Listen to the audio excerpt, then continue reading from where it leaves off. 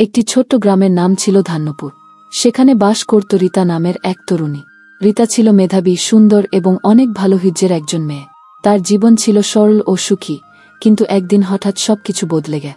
রীতা যখন গ্রামের প্রাথমিক স্কুলে পড়ত, তখন তার এক প্রিয় বন্ধু ছিল সোহেল।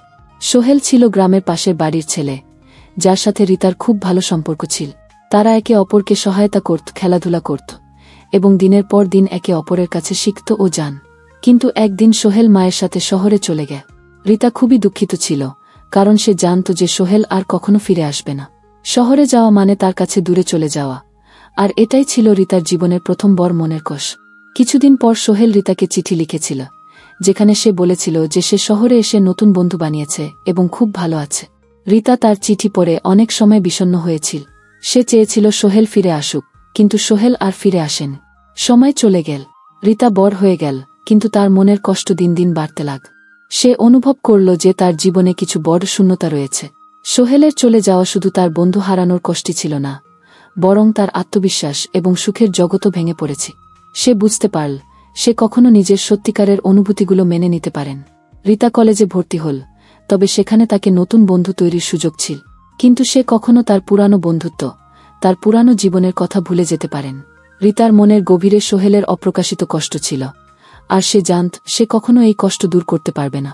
একদিন রীতা গ্রামের এক বৃদ্ধ মহিলার সাথে দেখা করল, যিনি তার জীবনের গল্প শোনাচ্ছিলেন।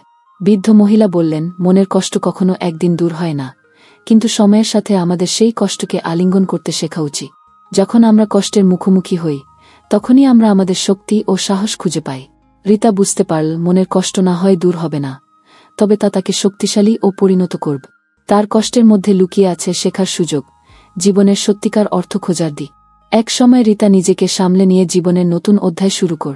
সে জানল কিছু সম্পর্ক কখনোই ফিরে আসে না, কিন্তু প্রতিটি সম্পর্ক আমাদের জীবনের এক অনন্য শিক্ষা দিয়ে যা। সোহেলের চলে যাওয়া ছিল তার জীবনের এক বড় শূন্যতা, কিন্তু সেই শূন্যতার মধ্যে সে নিজের শক্তি, আত্মবিশ্বাস এবং নতুন স্বপ্ন খুঁজে পেয়ে।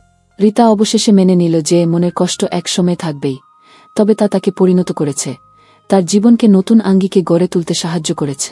আর সে জানল জীবনের পথ কখনো সহজ থাকে না, তবে প্রতিটি কষ্টের মধ্যেই লুকিয়ে থাকে একটি শক্তিশালী উপহার, শক্তি, প্রজ্ঞা এবং আত্মবিশ্বাস।